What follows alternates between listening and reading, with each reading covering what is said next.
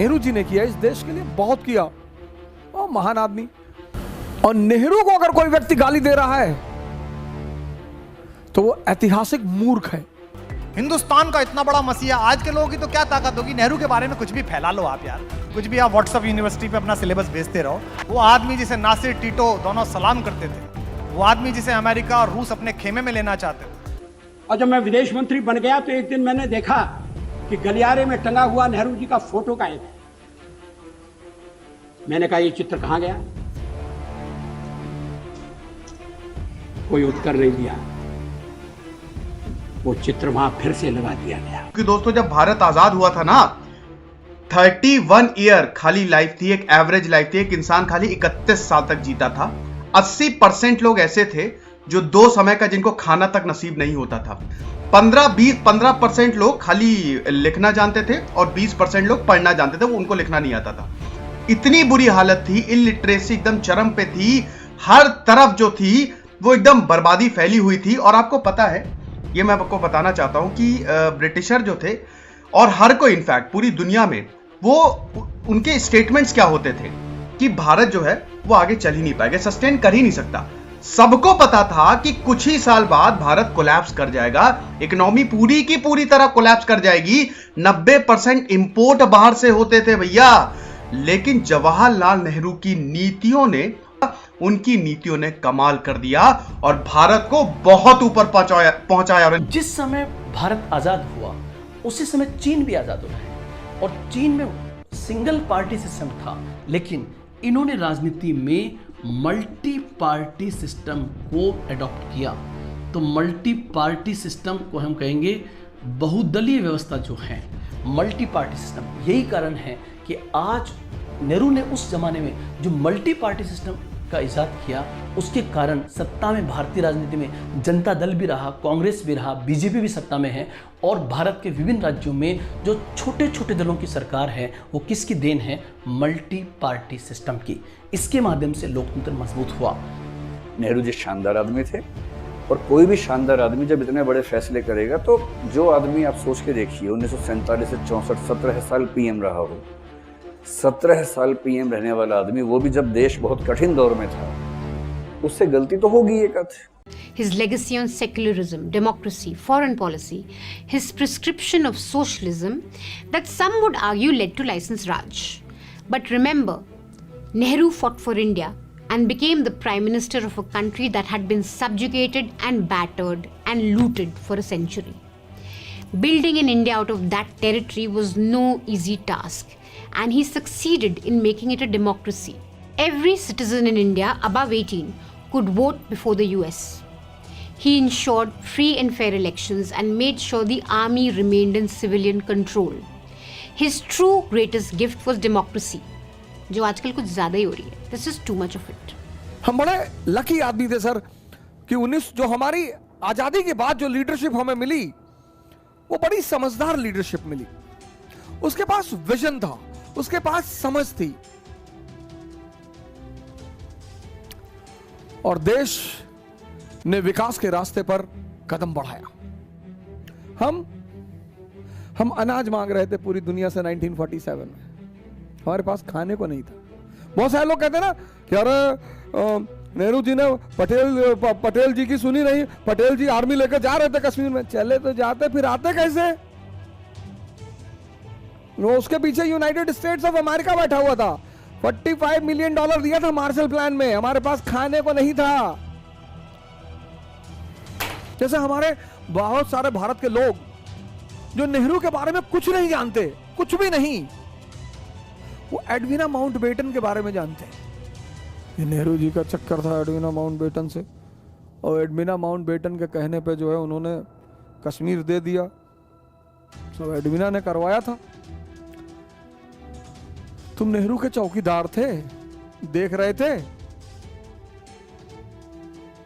ये भारत की एक आम मानसिकता है। नॉन अलाइंड मूवमेंट बताओ, नहीं पता। फर्स्ट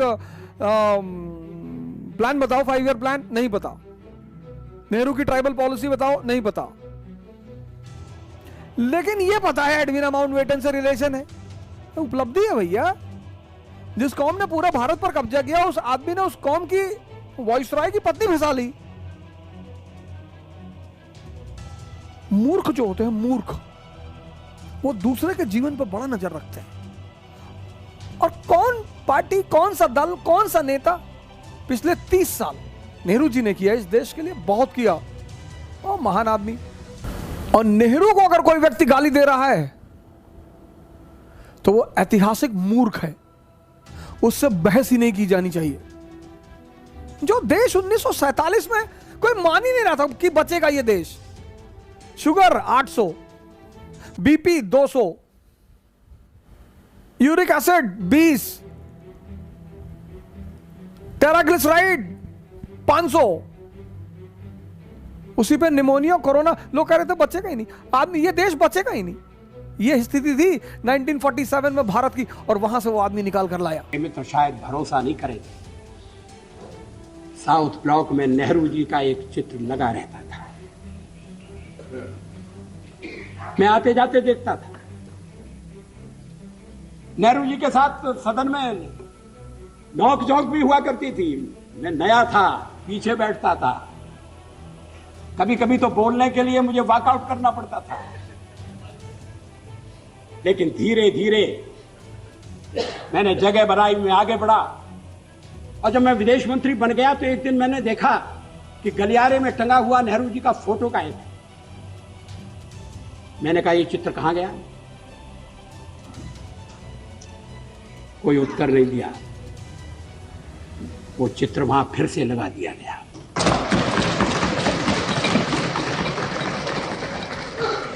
क्या इस भावना की कद्र है? क्या देश में ये भावना पनप है? ऐसा नहीं है कि नेहरू जी से मतभेद नहीं थे, और मतभेद चर्चा में गंभीर रूप से उभर कर सामने आती थी। मैंने एक बार पंडित जी से कह दिया था कि आपका एक मिला जुला व्यक्तित्व है, और आप में चर्चिल भी है और चैम्बरलेन भी है। वो नाराज नहीं हुए। शाम को किसी बैंक्वेट में मुलाकात हो गई और उन्होंने कहा आज तो बड़ा जोरदार भाषण दिया है, और हंसते हुए चले गए। आजकल ऐसी आलोचना करना दुश्मनी को दावत देना।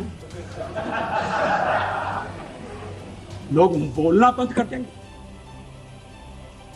क्या एक राष्ट्र के नाते हम मिलकर काम नहीं कर सकते? क्या एक राष्ट्र के नाते हम सब आने वाले संकटों का सामना नहीं कर सकते?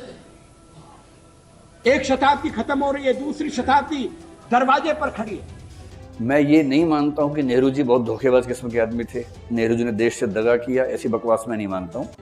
नेहरू जी शानदार आदमी थे, और कोई भी शानदार आदमी जब इतने बड़े फैसले करेगा, तो जो आदमी आप सोच के देखिए 1947 से 64, 17 साल पीएम रहा हो, 17 साल पीएम रहने वाला आदमी, वो भी जब देश बहुत कठिन दौर में था, उससे गलती तो होगी एक आध।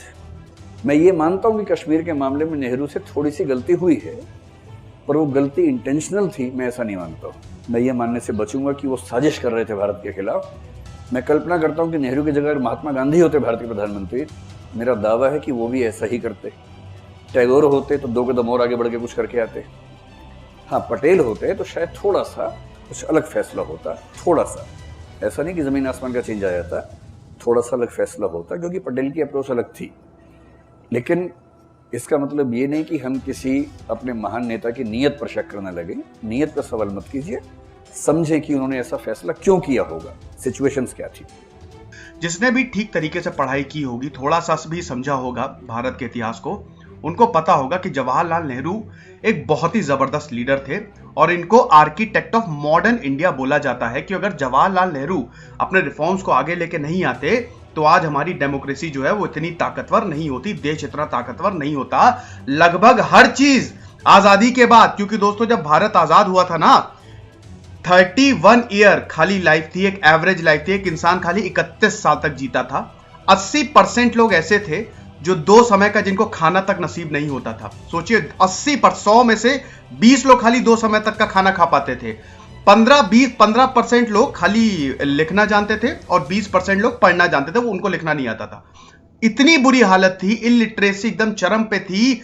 हर तरफ जो थी वो एकदम बर्बादी फैली हुई थी। और आपको पता है, ये मैं आपको बताना चाहता हूं कि ब्रिटिशर जो थे, और हर कोई इनफैक्ट पूरी दुनिया में वो उनके स्टेटमेंट्स क्या होते थे कि भारत जो है वो आगे चल ही नहीं पाएगा, सस्टेन कर ही नहीं सकता। सबको पता था कि कुछ ही साल बाद भारत कोलैप्स कर जाएगा, इकोनॉमी पूरी की पूरी तरह कोलैप्स कर जाएगी। 90% इंपोर्ट बाहर से होते थे भैया।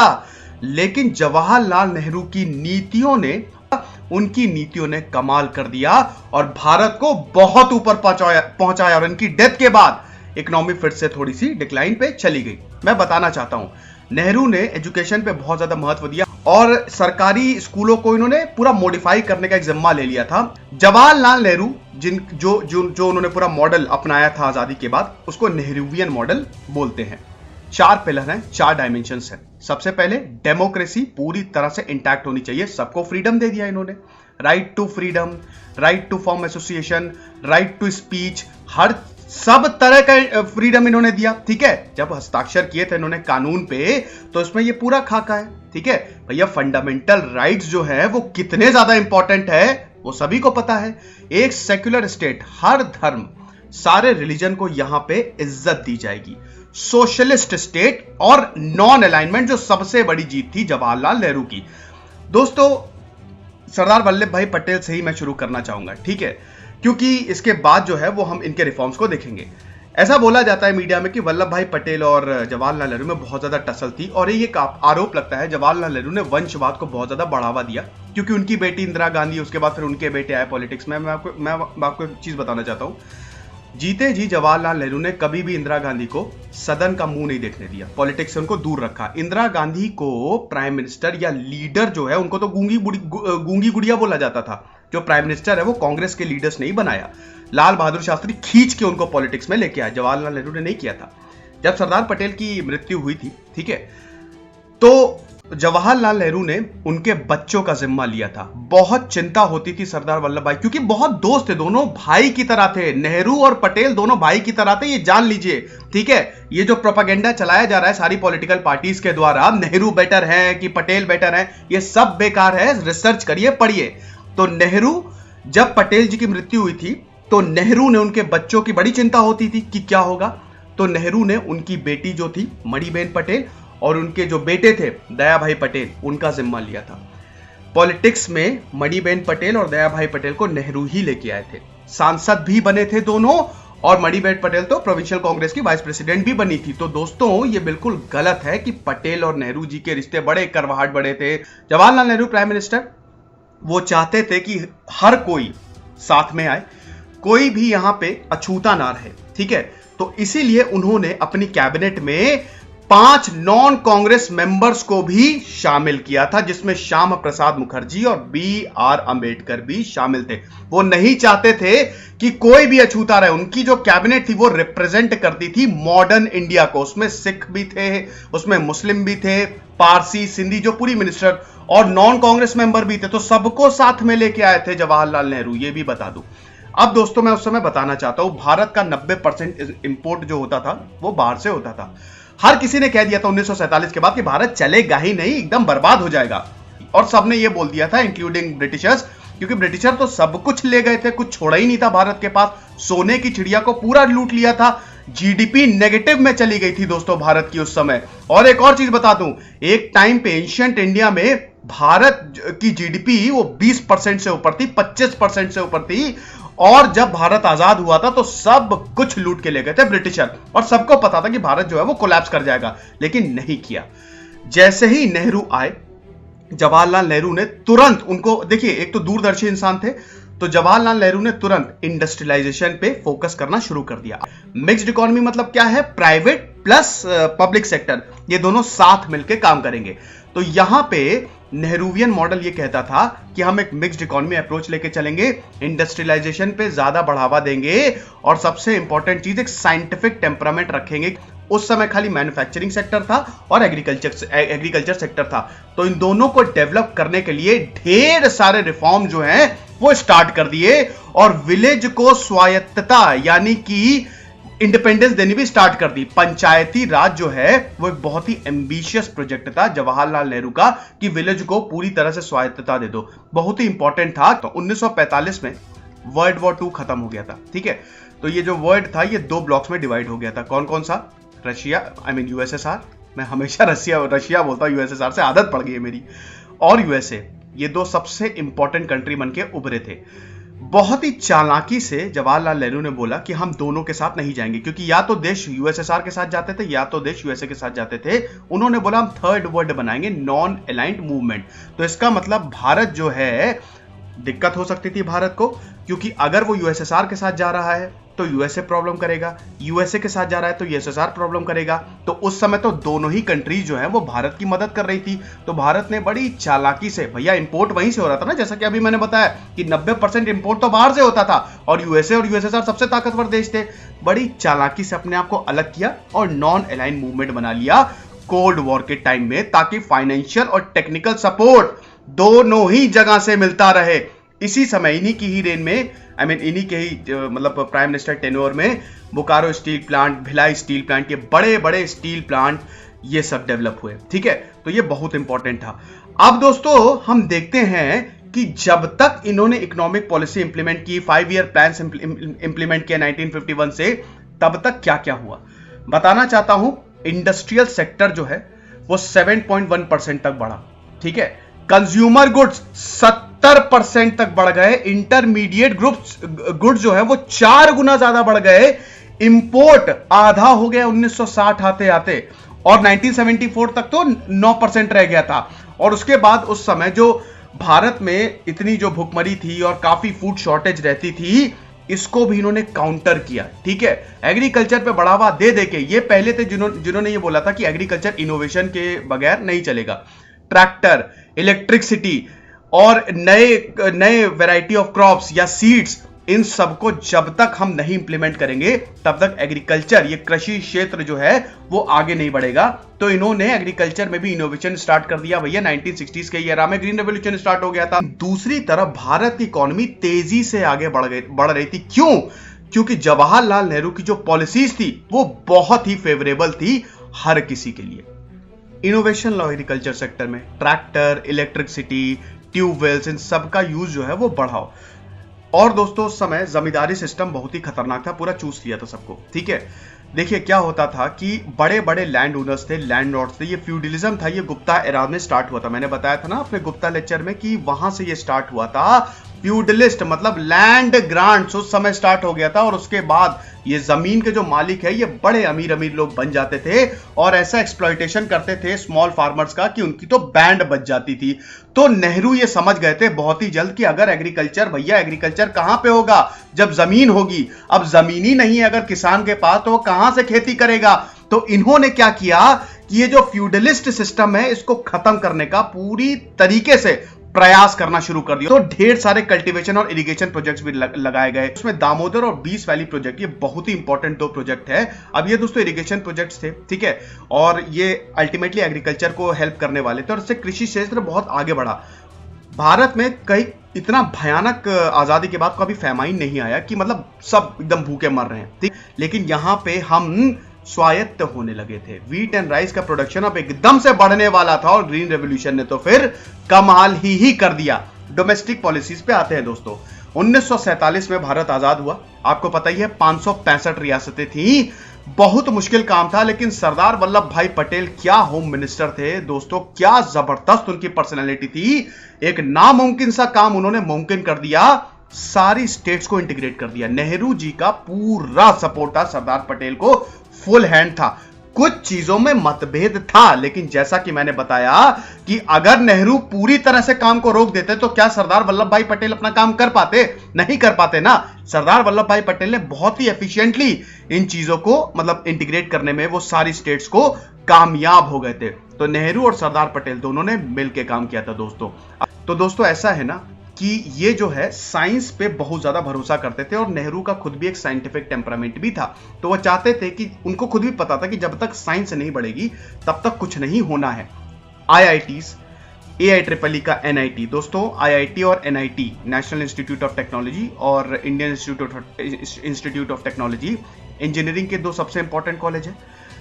IIT में एक कॉमन एंट्रेंस एग्जाम होता है, और AIEEE के थ्रू आप NITs में जाते हैं। इनकी स्थापना जो है वो जवाहरलाल नेहरू ने की थी। एम्स की स्थापना जो है जवाहरलाल नेहरू ने की थी। IIM की स्थापना जो है जवाहरलाल नेहरू ने की थी। एटॉमिक एनर्जी पे CSIR की भी स्थापना जवाहरलाल नेहरू ने की थी। वही CSIR जहां से बेहतरीन साइंटिस्ट निकलते हैं और अल्टीमेटली फिर वो इसरो और DRDO में काम करते हैं। तो इन सबकी जो स्थापना है ना, जितने भी बड़े बड़े इंस्टीट्यूट्स हैं उन सबकी स्थापना जवाहरलाल नेहरू ने की थी। इन्होंने बोला कि हम तो नैम बनाएंगे, हम तो थर्ड वर्ल्ड बनाएंगे। मतलब दो ही ब्लॉक्स थे ना, दो सबसे पावरफुल, जो मैं बता चुका हूं आपको ऑलरेडी। दोस्तों अगर नैम की बात करें, नॉन अलाइन मूवमेंट की बात करें, तो नैम जो है ये इसका जो, वैसे तो बहुत सारे मेंबर्स थे लेकिन इसमें दो सबसे इंपॉर्टेंट मेंबर्स थे जिन्होंने इसको फॉर्म किया। सबसे पहले तो जवाहरलाल नेहरू थे और जोसेफ टीटो। वैसे जोसेफ टीटो को इसमें ज्यादा श्रेय इसको दिया जाता है, इनको यूगोस्लाविया के प्रेसिडेंट थे। दोस्तों इसके 120 मेंबर्स हैं, ठीक है, और हेडक्वार्टर जो है वो इंडोनेशिया की कैपिटल जकार्ता में है। और यूनाइटेड नेशंस में जितने भी मेंबर्स हैं 2/3 यानी कि हर तीन में से दो मेंबर नैम के मेंबर्स हैं। तो ये दोस्तों एक थर्ड वर्ल्ड की स्थापना थी। हालांकि इससे पहले ही उन्होंने बड़ी इंटेलिजेंटली कॉमनवेल्थ के साथ इन्होंने ज्वाइन कर लिया था। जवाहरलाल नेहरू का जो नेचर था वो बड़ा ही अच्छा था। मतलब वो खुद एक बहुत ही पीसफुल इंसान थे। वो चाहते थे कि जितना भी जो सब कुछ है वो पीसफुली हो। एक कहते हैं ना कि उदारवादी नेता थे, बहुत एरोगेंट नेता नहीं थे, ठीक है। और अगर एरोगेंट होते ना तो बेटा फिर तो समझ लो कि क्या डिक्टेटरशिप एस्टैब्लिश हो जाती। तो नेहरू जो थे वो बड़े उदारवादी नेता थे, तो वो चाहते थे चीजें सही हो। तो ये भी बताना चाहूंगा। डिफेंस पॉलिसी देखिए, वैसे तो नेहरू एक, जैसा कि मैंने बताया, बड़े उदारवादी नेता थे, लेकिन उनको पता था कि अगर हम डिफेंस में स्ट्रांग नहीं हुए, अपनी नेवी, अपनी एयरफोर्स और अपनी आर्मी को हमने स्ट्रांग नहीं किया तो दिक्कत हो जाएगी। क्योंकि जब से भारत आजाद हुआ था पाकिस्तान ने नाक में दम कर दिया था, ठीक है, आपको पता ही है।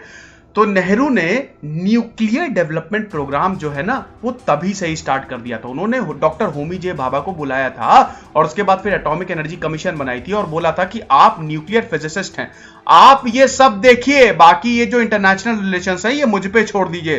तो होमी जे भाभा फिर इसमें लग गए और उसके बाद फिर एटॉमिक एनर्जी डिपार्टमेंट बना था, जिसको इस समय तो DAE बोला जाता है, डिपार्टमेंट ऑफ एटॉमिक एनर्जी, जो कि प्राइम मिनिस्टर के अंडर आता है, ठीक है। वैसे इसकी स्थापना जो हुई थी वो 1958 में हुई थी, ठीक है। और इसके पहले चेयरमैन जो थे वो डॉक्टर होमी जे भाभा थे। दूसरे कौन थे? वी से कुछ नाम था ना, एक बहुत ही जबरदस्त पर्सनालिटी। मैंने सोचा था ये सवाल आपसे कमेंट बॉक्स में पूछूंगा, चलिए मैं ही बता देता हूं।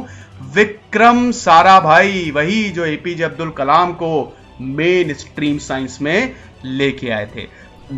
जिस शख्सियत के बारे में बातचीत करने जा रहे हैं वो है पंडित जवाहरलाल नेहरू।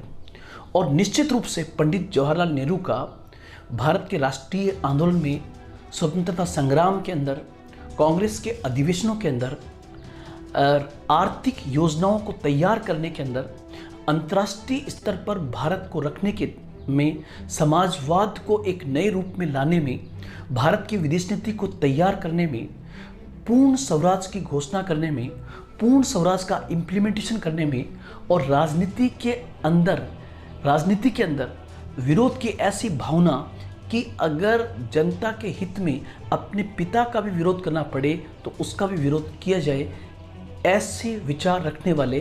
और साथ ही साथ जब 1947 में स्वतंत्र भारत की पहली जो अंतरिम सरकार हम कहते हैं, वो जो सरकार बनी, उस सरकार में उन्होंने अपने विरोधियों को भी शामिल करके ये उदाहरण पेश किया कि लोकतंत्र को किस प्रकार से जिंदा रखा जा सकता है।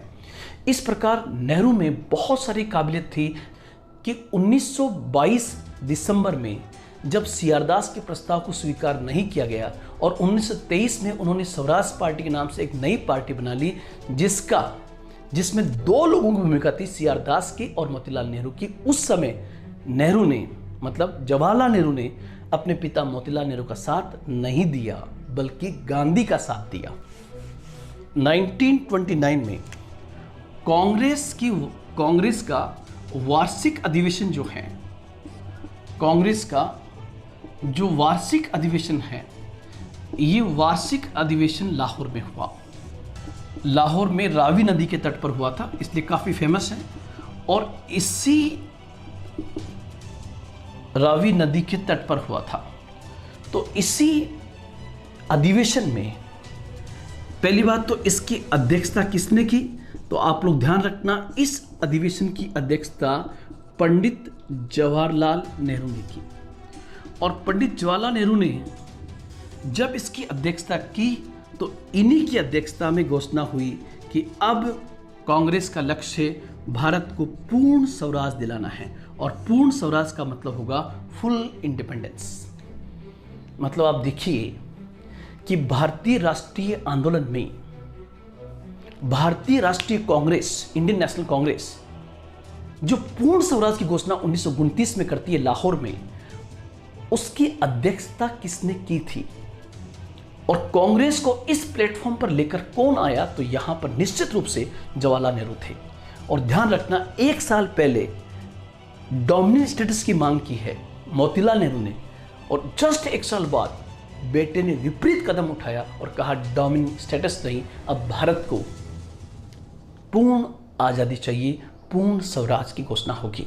और इस क्रम में जब यह प्रपोजल 26 जनवरी 1930 को पास किया जाएगा, तो आपको पता है 26 जनवरी मतलब दिसंबर एंड में अधिवेशन शुरू होता था, तो 26 जनवरी 1930 से ही भारत का प्रथम स्वतंत्रता दिवस मनाया गया था। प्रथम स्वतंत्रता दिवस, इसलिए कहीं ना कहीं यहाँ पर पॉलिटिक्स में, लोकतंत्र में एक नई चीज जवाहरलाल नेहरू ने भारत में रखी कि अगर राष्ट्र हित की बात हो तो बाप का विरोध भी किया जाए तो यह अपराध नहीं होगा। उस जमाने में बहुदलीय लोकतंत्र की बात करना, उस जमाने में धर्मनिरपेक्षता की बात करना, उस जमाने में समाजवाद का जो नया प्रारूप दिया वो नेहरू ने ही प्रस्तुत किया था। 1936 और 1937 के वे कांग्रेस के अध्यक्ष रहे। कांग्रेस अध्यक्ष रहे एक तो 1929, उसके बाद 1936 और 1937 में वो कांग्रेस के अध्यक्ष रहे। और जब कांग्रेस के वो अध्यक्ष थे तब उन्होंने वास्तव में अपनी एनर्जी का बहुत बेहतर तरीके से उपयोग किया। जैसे आप देखोगे 1937 क्या बड़ी घटना है कि इनके जस्ट पहले 1935 का अधिनियम आया था। 1935 के अधिनियम में तय था कि 1937 के अंदर भारत में चुनाव होंगे, और ये चुनाव बेसिकली प्रांतीय चुनाव थे, जिसको हम कहते हैं प्रोविंशियल इलेक्शन।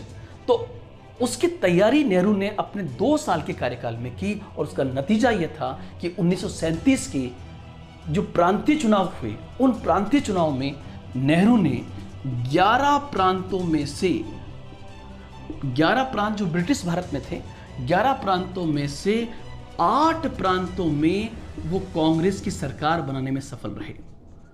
कांग्रेस की सरकार बनाने में सफल रहे। और आपको बता दूं, यहां से 1937 के बाद में उनका कद भारतीय राजनीति में इतना बढ़ता है कि नेहरू ही भारत था और भारत ही नेहरू था, यहां तक की स्थिति आ जाती है। 1942 का जो भारत छोड़ो आंदोलन शुरू हुआ, उस 1942 के भारत छोड़ो आंदोलन में 1942 के भारत छोड़ो आंदोलन में भी नेहरू की भूमिका थी।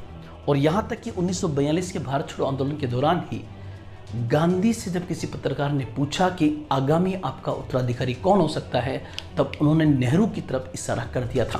पंडित जवाहरलाल नेहरू की भूमिका किस किस रूप में रही, इसको हम देखें। उनकी भूमिका को हम कई पार्ट्स में डिवाइड कर सकते हैं।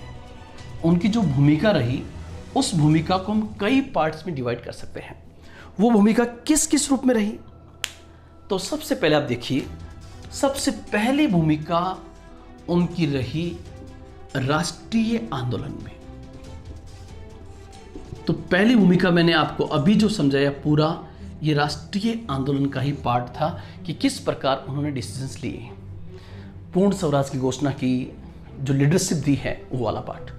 दूसरा उनकी भूमिका है कांग्रेस को मजबूत करना।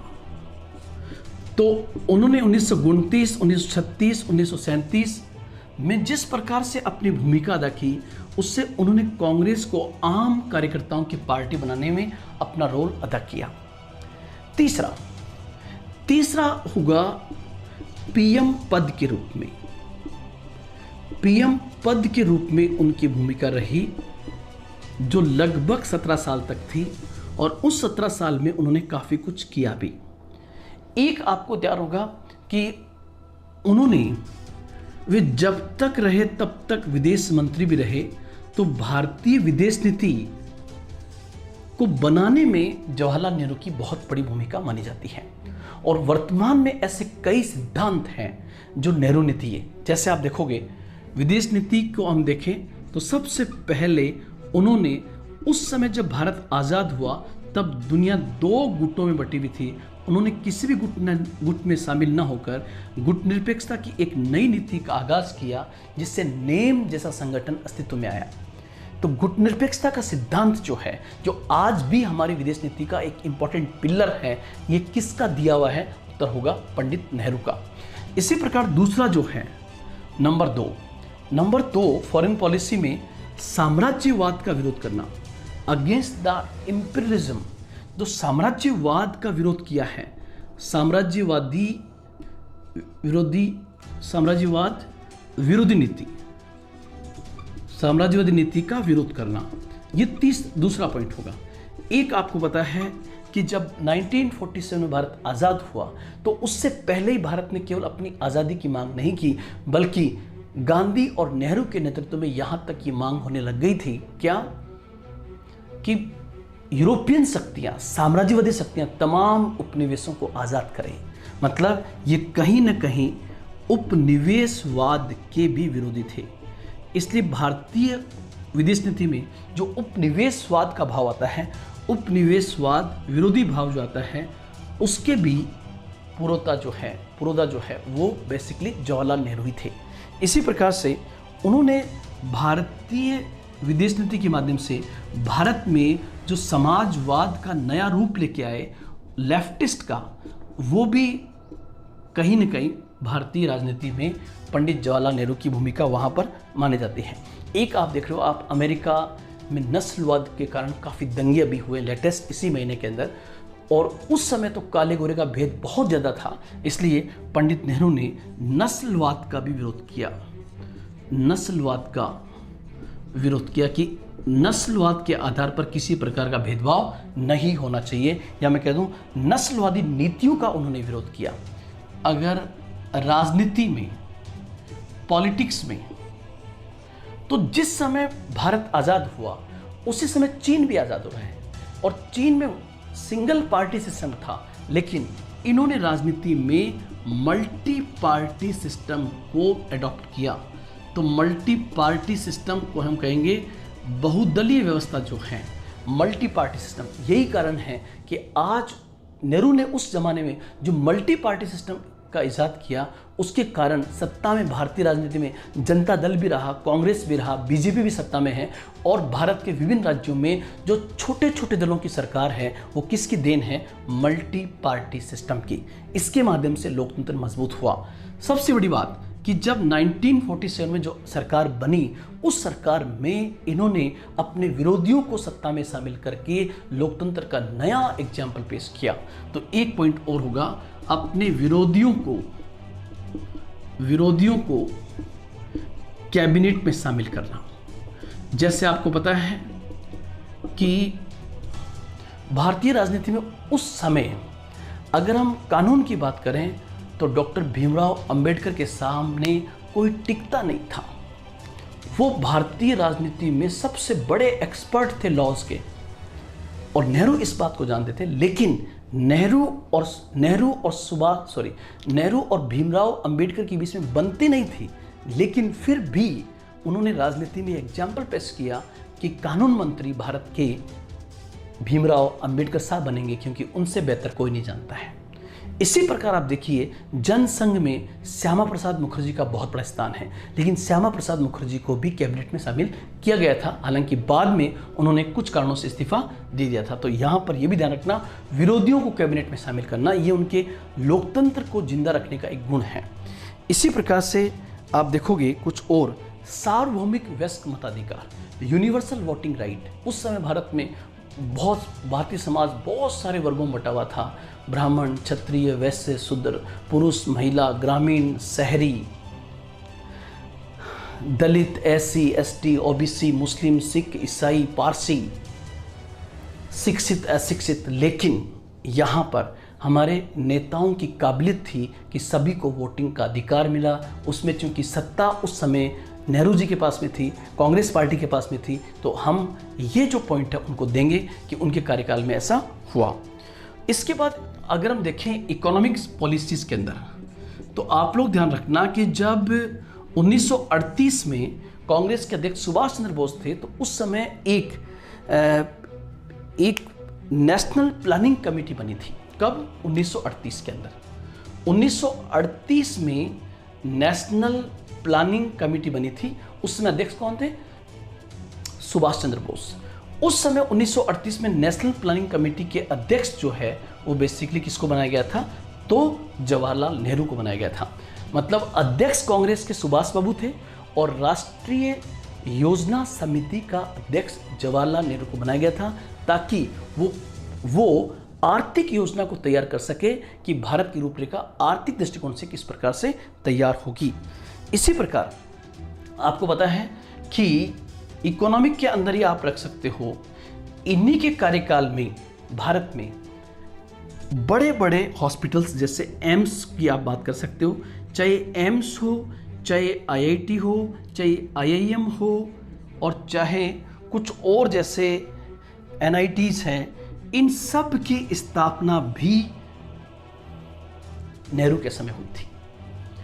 इसके अलावा आप देखिए, इन्हीं के समय भारत में मल्टीपर्पज रिवर वैलीज के ऊपर जो बांध बनते हैं, बड़े बड़े बांध, पंडित जवाहरलाल नेहरू के समय ही बड़े बड़े बांध, जिसको हम मल्टी रिवर प्रोजेक्ट कह सकते हैं, बहुउद्देशीय परियोजनाएं कह सकते हैं, जैसे इन्होंने अपने कार्यकाल में भाखड़ा नांगल बांध का जो इनोग्रेशन किया था, उसी समय उन्होंने कहा था कि ये जो बड़े बड़े बांध हैं ये टेम्पल्स ऑफ मॉडर्न इंडिया है, ये आधुनिक भारत के मंदिर है। ये मतलब उन्होंने ये बड़ी बड़ी बहुउद्देशीय जो नदी परियोजनाओं थी, उन परियोजनाओं को इन्होंने आधुनिक भारत के मंदिर की संज्ञा दी थी। साथ ही साथ आप देखोगे भारत का चाहे स्पेस प्रोग्राम हो, चाहे भारत का स्पेस प्रोग्राम हो, भारत का अंतरिक्ष कार्यक्रम की नींव भी इन्हीं के समय पड़ी है। भारत का जो परमाणु कार्यक्रम है, हालांकि उस समय जो परमाणु कार्यक्रम था वो एनर्जी के लिए था,